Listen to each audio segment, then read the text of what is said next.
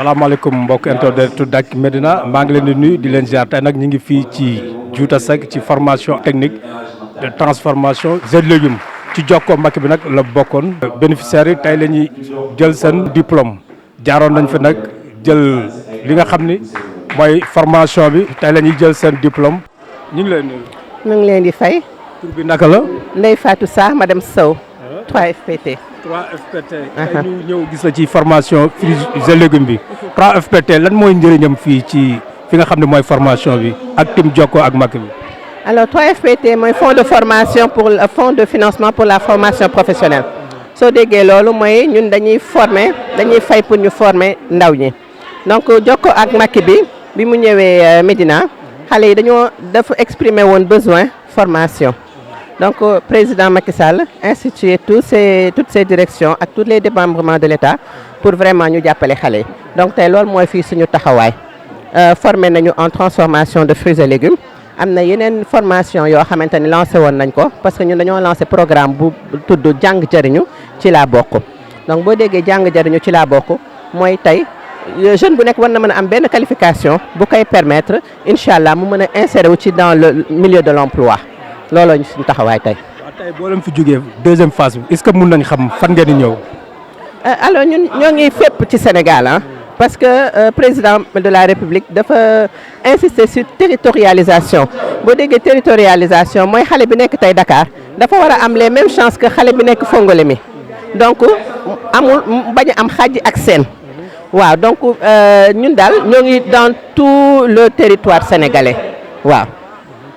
léegi lan ngay dénk ndaw ñi rek. li may dénk ndaw ñi mooy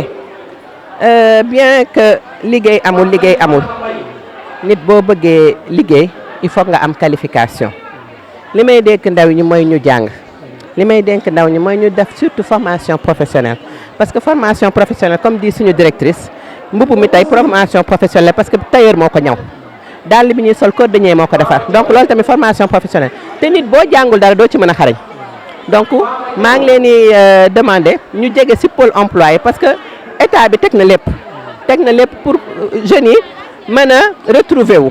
boo demee ci pôle emploi di nga fa fekk DER di nga fa fekk ANPEJ di nga fa fekk 3FPT donc lépp loo soxla di nga ko fa fekk te dëkk bu nekk am na pôle emploi donc vraiment man maa ngi invité tey jeunes yi pour ñu dem vers les pôles emploi bu ko defee ñu gis lan la état bi teg à leur disposition vraiment pour seen tekki incha allah. ça va maa ngi leen di fay. tur bi naka la. Mame Marème. waaw Mame Marème tey ñu gis leen ci fi nga xam ni mooy collecteur formation fruits et légumes bi yow naka nga jàngatee formation bi. li ma si jàng moom bëri na trop parce que ay produits naturels yoo xam ne mën nga ko jël nga non seulement nga defaral ko sa bopp mooy gën ni ngay génnee si mbedd bi di ko jënd te doo xam lan lañ ci def daal yooyu noonu. waaw lan ngay digal ñu koy xam ne dañ koy jënd ci mbedd mi te du am hygiène ak yooyu. man de bu ma sañoon képp ku gis formation bi mu jéem ko ñëw pratiquer wala mu jéem ko suivre daal parce que am na solo jus naturel produit naturel yi ñuy am fii mbedd bi ni nga koy génnee di ko jënd doo xam ban hygiène lañ koy defaree voilà. yow ci yan projet nga jëm boo génne. man maa ngi koo xam ne moom lu ma gis dugg ci. waaw mais aar bi moom maa ngi ci. yaa ngi ci aar bi. voilà gis nañ tableau yi tamit nga jox fi tableau yu rafet yow tableau yi foo ko jàngee ak kan moo la ko jàngal. non tableau yi moom jànguma ko. non mais bëgg naa def formation pour après gën a am savoir ak yooyu noonu mais jànguma ko don la.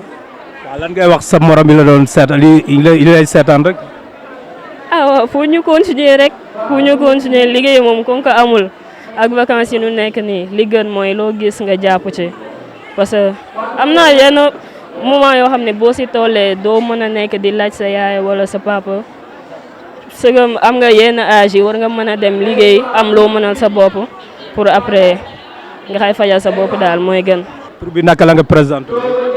maa ngi tudd Makhoudia Sylla man maay directeur du cabinet MSI mooy Makhoudia Sylla ingénierie donc man maa ngi ci formation d'adulte depuis 2003 yàlla def formation Médina bi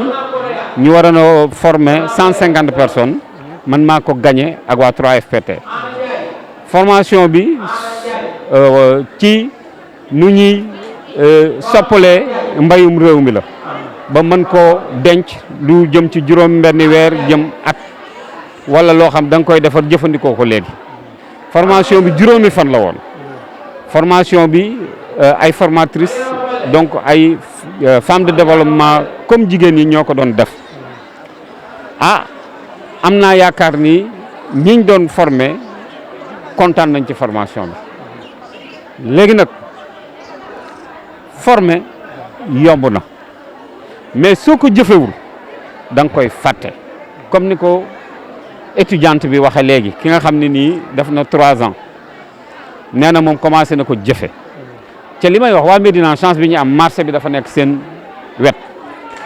produit bu am mën nañ caa liggéey te bu produit bi amee day bëri mën nañ cay jënd di ko liggéey di ko transformer di ko denc ba jimmi jamono loolu jarul ngay xaar financement ndax même ñun butéel yi ñuy jënd di ko indi di def formation soo wutee yow butéel yu ñu utiliser ba pare nga raxas ko mën nga cee def di jaay surtout su fekkee jus la jus bi ñun moom la ñuy wax mooy boisson bi dañuy defar jus ak boisson lu ñu mën a jëfandikoo soo ko tijjee ba pare nag il faut nga denc ko ci frigidaire wala mu yàqu ñuy defar aussi ce qu'on appelle les sirops comme sirop yi ñu xamoon sirop moom da ngay def tuuti yokk ndox donc dañuy def sirop bi soo tant que ubbiwuloo ko mën na def 6 mois jëm 1 an donc xam nga loolu mën naa dimbali njaboot déjà avant sax ñuy wax nga ciy wut dara loolu ku nekk mën na koo soo ko mënee defaral sa bopp da nga naan loo xamante bi ni yow leer na le xam nga fu mu jóge yokku ñu ci lenn yokku ñu ci produit yi ñuy yokk pour ay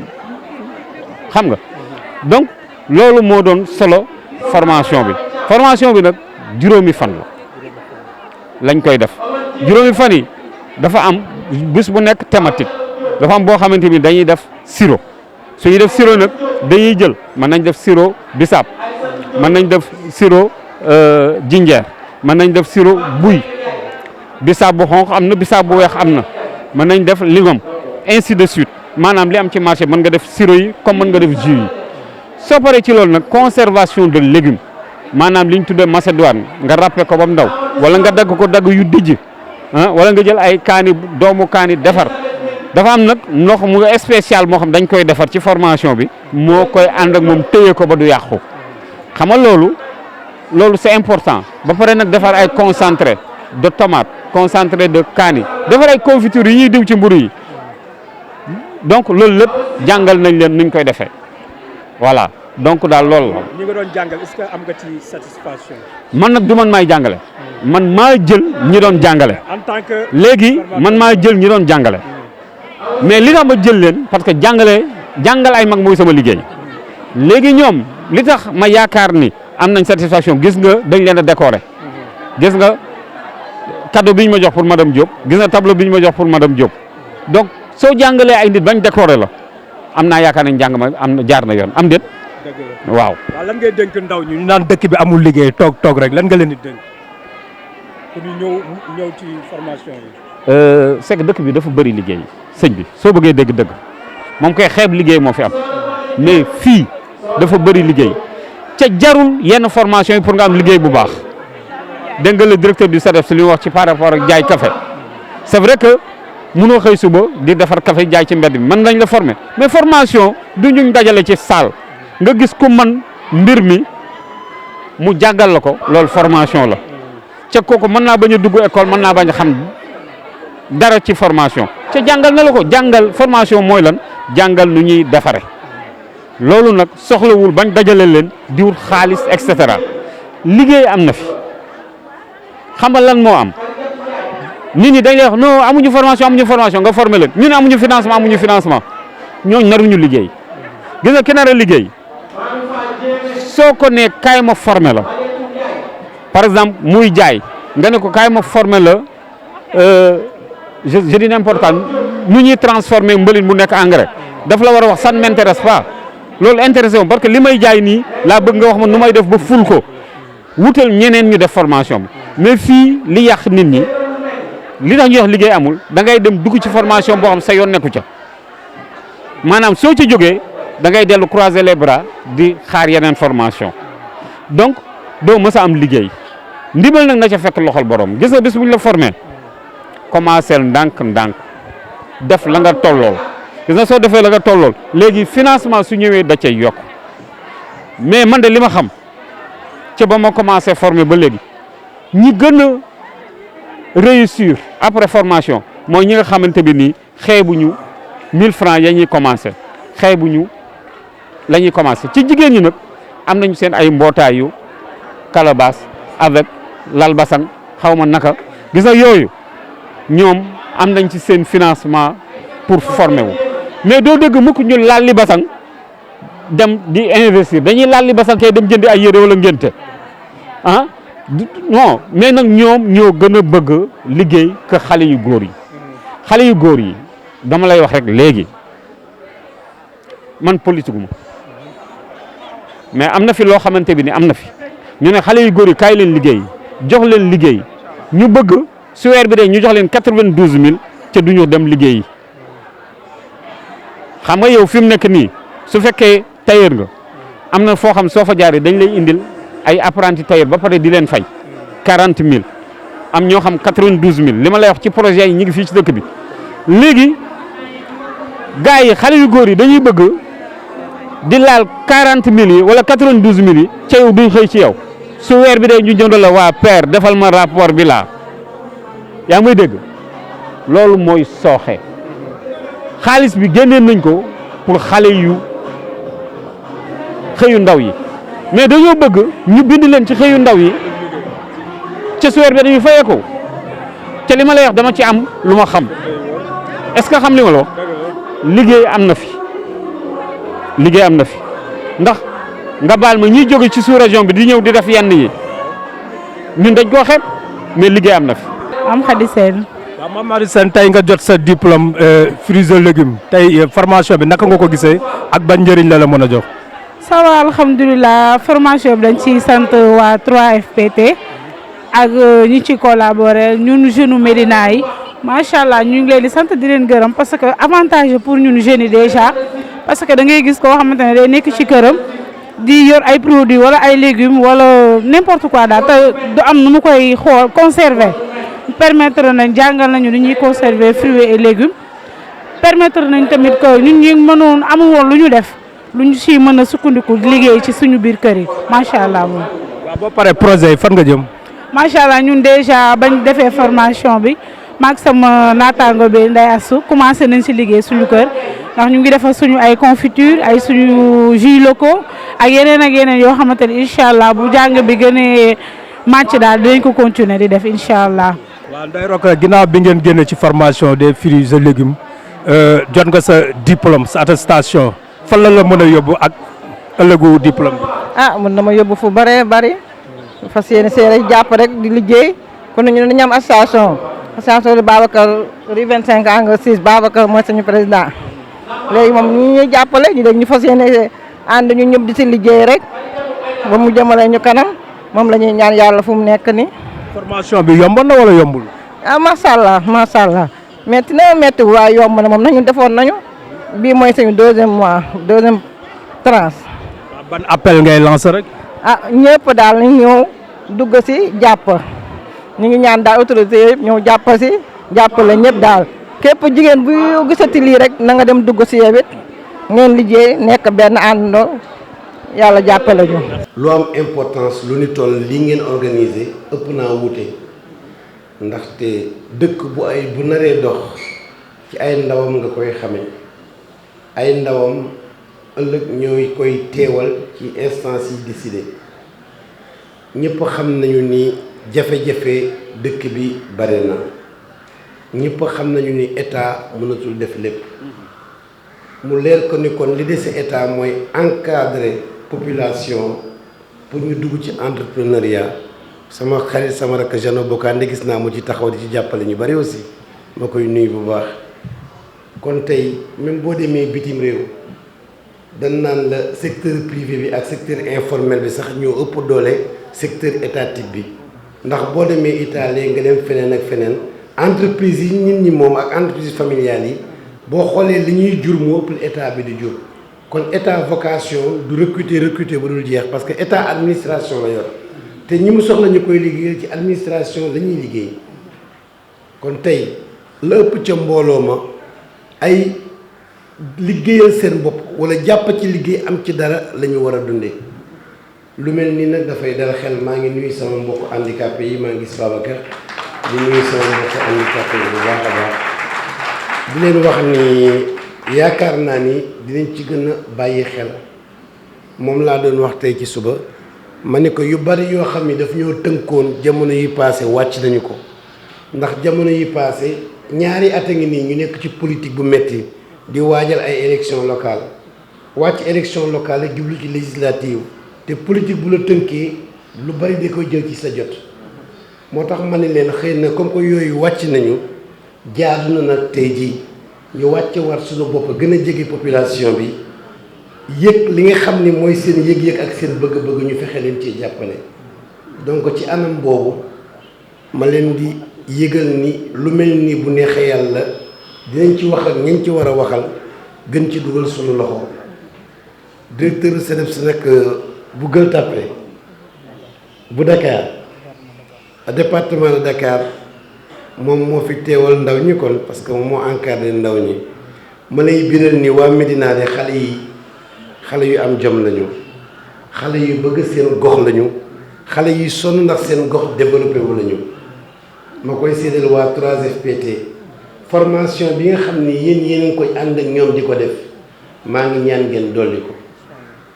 lépp loo leen mën ci encadrement ci formation promotion financement boo leen ko defalee waa Médina doo leen ko rëccu financement yi nag laa bëgg ngeen gën a yokk seen loxo bu jaree garantie man mairie bi nangu nañu garantie ndaxte xam nga li may wax keroog ci benn séminaire financement yi léeg-léeg mu régler problème léeg-léeg mu indi problème ndaxte xam nga financement boo joxee par exemple 2 millions benn nit wala nga jox 5 millions benn nit xëy na 5 millions bi bu ci liggéeyee amaat ci 2 millions mën na ko jëriñ dara mais bu dee benn 5 millions nga boole ko par exemple 100 personnes da nga cee liggéey ñu def ci ay weer bu ñu séddoowee ku nekk la mu cee am du mën a faj soxlaam day mel ni financement ba surtout nag boo amee intérêt moo tax le financement collectif n'est pas mauvais mais il faut surtout penser au financement individuel parce que ñu bokk bénéfice 1 million bu ñu matee 100 personnes rek ay 10 000 lañ ciy am te liggéey nañ ci ay weer da ngay sentir ne dañoo am jom bëggatuñoo toog di wuti wante léeg-léeg lañ cey am day néew xeebuma ko nag wante jamono dafa tombé mu metti ndax bu dee la nga cey am boo ci fayee luyaas doo ci dundal say doom wala doo ci fayal école wala doo ci fay facture courant day mujj a metti ñëpp xam nañ ni salaire sax bu 100 000 francs yoratul kenn boo fayee néeg yu cher yi léegi nga xam ni benn néeg rek 80 000 la wala 70 000 xëy na 30 000 ba ca des du la jëriñ lu bari moo tax nag dinaa fexe waa DER waxtaan naa ak ñoom waa DER nee na naa leen wutal benn bureau Médina ñu jegeel ma waa Médina yaakaar naa DER dinaa ko jox benn bureau encadré leen wutal leen sax ay secrétaire ci yéen ak ay assistant comme ça bu jaree garantie ñoom amuñu ko man dinaa fexe ñun ñu garantie leen parce que li ma ci jublu maire ci dëkk yow la ñu dénk waa dëkk bi bu dee sa loxo jotul sa gannaaw mënoo jox ñëpp liggéey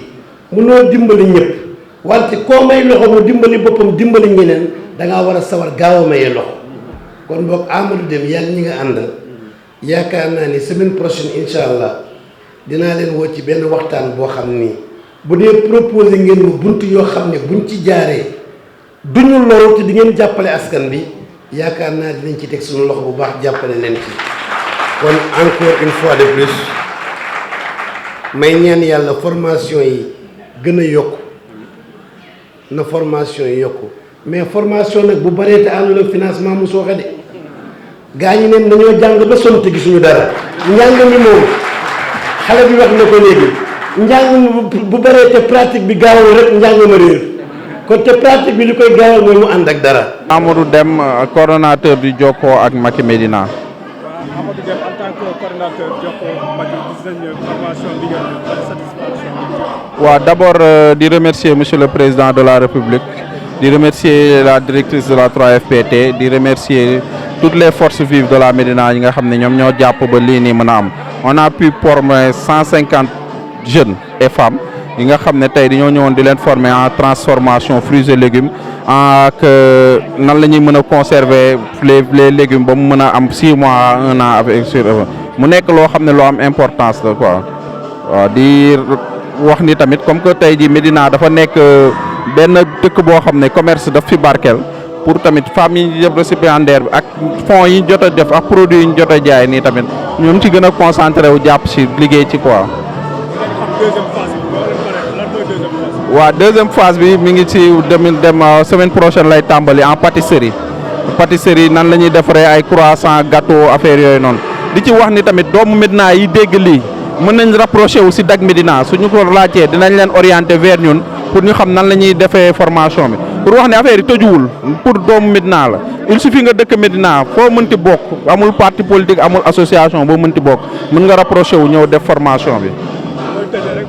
waaw di leen sant di gërëm ñëpp di gërëm suñu coordonnateur bi nga xam ne moo doon coordonné lépp monsieur Diawara ñu ngi koy gërëm bu baax di gërëm suñu doyen yi nga xam ne ñoom ñoo ci jàpp di gërëm Ablaye Mbaye président Santhiaba di gërëm aussi Jean Bokandé bi nga xam ne mooy président Gibraltar ndax ñooñ dañoo nekk lu wax ma cité leen ak colonel Tabarès lu wax ma cité ñooñ ñoo nekk ay nit yoo xam ne ba affaire bi ñëwee dañ ko gëm ak Saliou Ndiaye mi nga xam ne moo doon directeur école bi moom moo ñu ibbil école bi ay nit yoo xam ne la dañ ci dugg imprégné wu ci wan ne ni affaire bi seen yëf la ñoom ñoo jàppale jeunes yi ba lii yëpp mën ci am ñu ngi leen di sant bu baax di leen gërëm. waaw monsieur le maire moom dafa ñëwoon en tant que autorité locale tey jii moom mooy président de la République du Médina moom lañ moo tax ñu convoqué woon ko pour mu jox ñu remise mu ñëw assister nañu ba pare jàppale ñu financièrement jàppale les femmes pour nga xam ne ñu mën a dem produire li ñu jot a jàng balaa ñu koy fàtte. di gërëm tamit 3FPT ndax ñoom tamit dañoo bàyyi dañoo bàyyi matériel mi ñu doon formé nit ñi dañ ko fi bàyyi fii nii au niveau de la Médina donc xaalis bi am na fi matériel baa ngi fi donc la balle est dans le camp des femmes pour ñu mën a ñëw jàpp pour ñu mën a ñëw jàng exercer wu si li ñu jàng quoi. formation bi tamit souvent dañuy gis xale yi dañ koy def ba pare toog du am suivi ñi ngi xaar ay financement. waaw pour mën a pallier loolu moo tax tey rek si bés bi récolté nañ fi 800 000 francs yoo xam ne ay bénévoles ñoo ko fi joxe. pour nga xam ne femmes yi doon def formation bi dañu leen di dajale xool nan lañ koy répartir entre ñoom ñu bañ a jàng rek toog comme que le matériel est déjà sur place 3FPT may nañu ko donc ñoom xaalis baa ngi fi donc dañuy nduggi rek ñëw produire dem jaayi donc xam naa ni kon ku la abal loolu yëpp na war nga mën a soo réussirul si yow la des quoi te ñu ngi leen ci gën a exhorter pour ñu mën koo defal. ndaxte maire yi du fay cash maire yi engagement lay joxe. te engagement day ànd ak facturation mu jëm trésor jëm 60 jours kon tey mun ñemewuma tudd maire yi ndax xam naa ne ñiy jaay leblewuñu di xaar 60 jours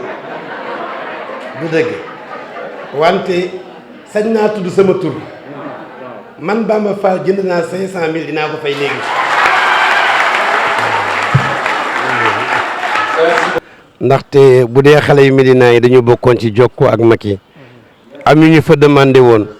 gouvernement bi satisfaire leen ba tey ñu mën a dajale ay xale yu Médina di leen former ndax état mënul jox ñëpp liggéey waaye xëy na bu fekkee ne tàggat na la accompagner la ak ay financement xëy na di nga mën a liggéeyee sa bopp comme ni ngeen koy defee keneen di ko defee loolu nag dañ ciy sawar bu baax a baax ndaxte ñun démembrement état la ñu